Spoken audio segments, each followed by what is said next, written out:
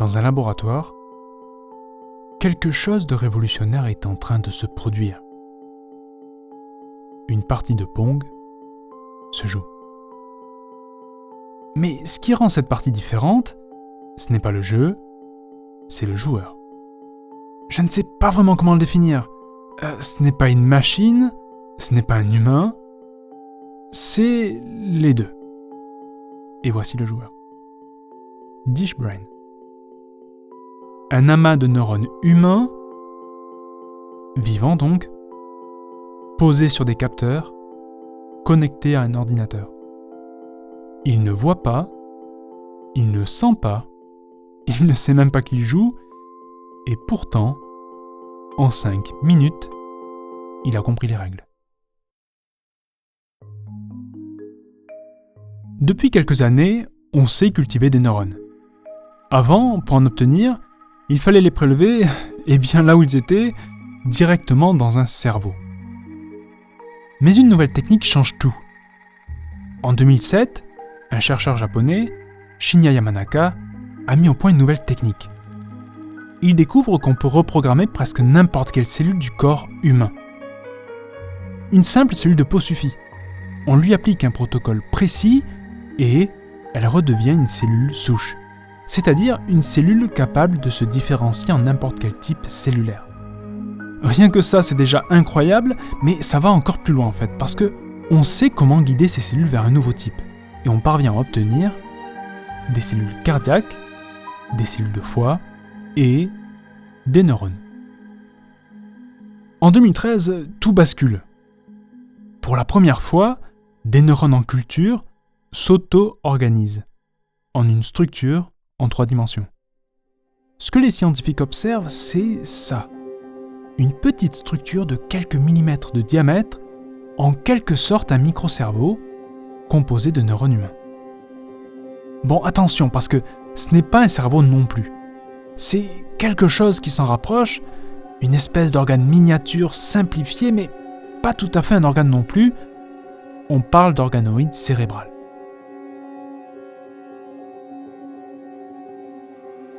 C'est une véritable révolution. Les chercheurs s'enthousiasment, la presse s'emballe, le potentiel semble immense. On peut tester des traitements directement sur des cellules de patients, mieux comprendre des maladies neurologiques sans expérimenter sur des animaux et réduire l'utilisation d'embryons humains. Mais il y a une limite. Ces organoïdes restent infiniment loin de la complexité du cerveau humain. Des dizaines de milliards de neurones, des trillions de connexions. À côté, ces mini-cerveaux sont encore rudimentaires. Les scientifiques se sentent limités. Alors, certains changent d'approche. Au lieu de créer des organoïdes indépendants, ils vont les assembler. En 2017, naît une nouvelle famille d'organes de synthèse, les assembloïdes. 2 organoïdes cérébraux, chacun représentant une région différente du cerveau, sont associés pour recréer des circuits interconnectés plus proches de la réalité. L'homme derrière ces exploits, c'est Sergiu Pașca, un neuroscientifique reconnu dans le domaine. Et on peut même dire qu'il est l'un des pionniers de la recherche sur les organoïdes cérébraux. Et son objectif à lui est très clair. Comprendre le cerveau dans toute sa complexité, ce qu'il appelle lui-même la psychiatrie moléculaire. Est-ce qu'assembler 2 organoïdes était suffisant ? Absolument pas. En 2020, Pașca crée un organoïde tripartite. Cortex, moelle épinière, muscle. Une petite machine vivante capable de simuler des interactions entre cerveau et corps. Et ce qui est observé est absolument surprenant. Spontanément, les neurones se mettent à migrer. Les organoïdes établissent des connexions entre eux, et pas de connexion aléatoire, non. Tous les branchements se font tels qu'ils le seraient dans notre propre système nerveux. Les organoïdes s'auto-assemblent. D'ailleurs, la maturité de l'assembloïde n'est pas immédiate. Elle est progressive, proche de celle de l'embryon humain. Au bout de 10 semaines, certains neurones deviennent sensibles à la douleur. Exposés à certaines molécules, l'organoïde musculaire se contracte fortement.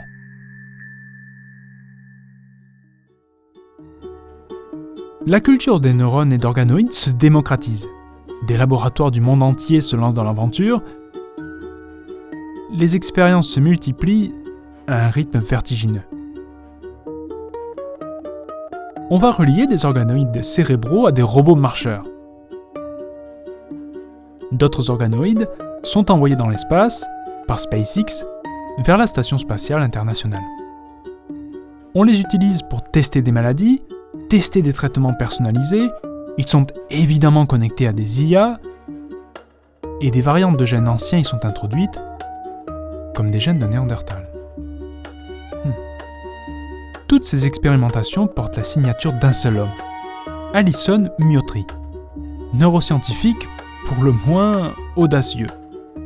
Sauf qu'en 2019, une de ces expériences va produire quelque chose de troublant. Certains organoïdes commencent à émettre des signaux électriques étrangement similaires à ceux de bébés prématurés. Ok, donc niveau conscience, on est comment ? Difficile de répondre. La conscience elle-même reste l'un des concepts les plus flous des neurosciences. La définir est déjà complexe, la détecter encore plus. Les chercheurs se veulent rassurants. Ils sont très attentifs à l'émergence accidentelle d'une forme de conscience. Pour eux, ces organoïdes restent des structures extrêmement simplifiées. Pas de système sensoriel, pas d'environnement, pas de corps. Mais dans la conclusion de l'étude, l'équipe admet une chose. Avec l'augmentation de la taille et de la complexité de ces organoïdes, des implications éthiques ne peuvent être ignorées. En 2021, la recherche sur les organoïdes reste incroyablement dynamique. Un laboratoire, Cortical Labs, franchit une nouvelle étape. Pour la première fois, des neurones vivent dans un monde totalement simulé. Un vieux jeu des années 70, Pong. Et le joueur, c'est donc lui, DishBrain, un amas composé de 800 000 cellules nerveuses. Elles se développent sur un tapis d'électrodes, chargé de faire le lien entre deux mondes, numérique et biologique. En fait, ces électrodes convertissent les informations du jeu en signaux électriques que ce réseau vivant peut percevoir. Il voit un nouveau monde. La position de la balle devient une stimulation et les actions des cellules deviennent des mouvements dans le jeu. Comme un joueur débutant, DishBrain commence mal, corrige ses erreurs et finit par jouer de manière approximativement correcte. Résultat, en 5 petites minutes, une puce bioélectronique vivante apprend à jouer à Pong. Et oui, apprendre, c'est bien le mot qu'il faut utiliser. Parce que les neurones en culture ne sont jamais performants immédiatement. Ils doivent toujours passer par une phase d'apprentissage. Alors qu'ils apprennent, c'est déjà fort, mais pensez qu'ils jouent pour gagner. On sent qu'il se passe un truc qui va plus loin. Quand les neurones ratent la balle, on leur envoie des signaux électriques aléatoires. Et lorsqu'ils réussissent, on leur transmet un signal stable. Et sans qu'on comprenne totalement pourquoi, les cellules cherchent à percevoir le signal le plus stable, et donc, à renvoyer la balle. Pour expliquer ce phénomène, les chercheurs évoquent la théorie de l'inférence active. Ce que j'imagine ne vous dit absolument rien. Ces neurones ne se contentent pas d'apprendre à jouer. Ils pourraient peut-être montrer les premiers signes d'une intelligence fondamentale.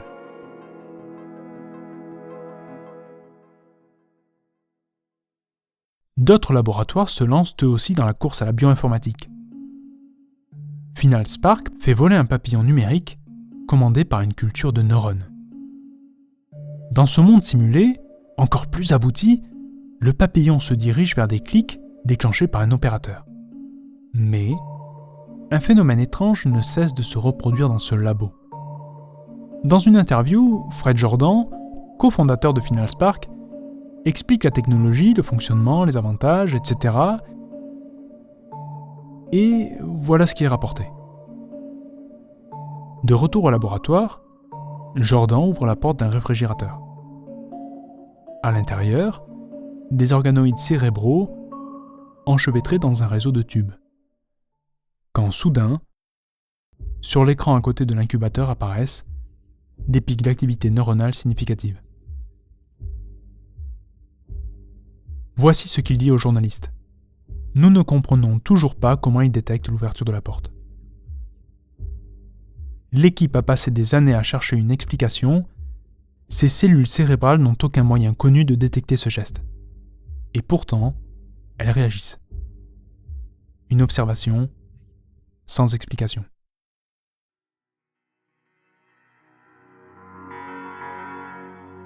Année 2025. La partie de Pong semble déjà appartenir au passé. Cortical Labs annonce la sortie du premier ordinateur vivant, l'unité CL1. Pour 35 000 $, vous pouvez vous offrir cet ordinateur, ce bio-ordinateur. Et pas de panique, c'est du plug and play. Au cœur de la machine, des neurones, toujours humains, sont maintenus en vie dans une unité de survie autonome reproduisant les fonctions vitales du corps. Des pompes assurent la circulation des nutriments, comme le ferait notre cœur. Des systèmes de filtration éliminent les déchets, comme le feraient les reins. L'oxygénation est assurée par un dispositif de respiration artificielle. Autrement dit, une machine, conçue comme un être vivant, mais dédiée au calcul. Mais pourquoi s'obstiner à mettre des neurones dans un ordinateur ? La réponse tient en un mot : énergie. Un cerveau simulé demanderait une bonne partie de la puissance d'une centrale nucléaire. Un cerveau humain consomme environ 20 watts. À peine plus qu'une petite ampoule électrique. Les neurones sont extraordinairement efficients. Ils apprennent, ils s'adaptent, et ils le font avec une dépense énergétique minime.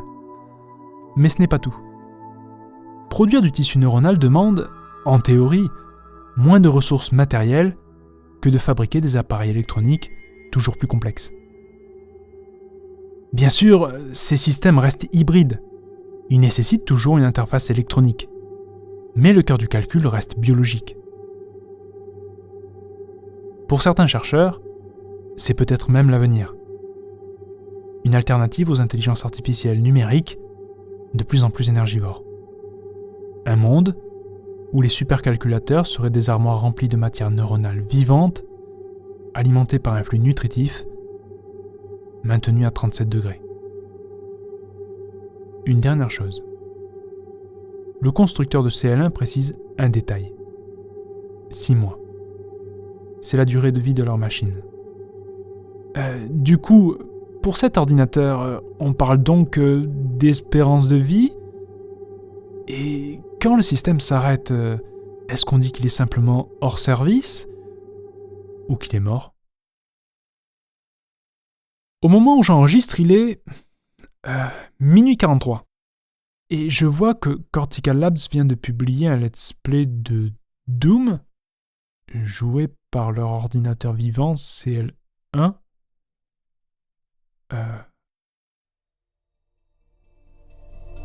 En science, la découverte n'est qu'une étape entre la manière dont on y parvient et l'usage que l'on choisit d'en faire.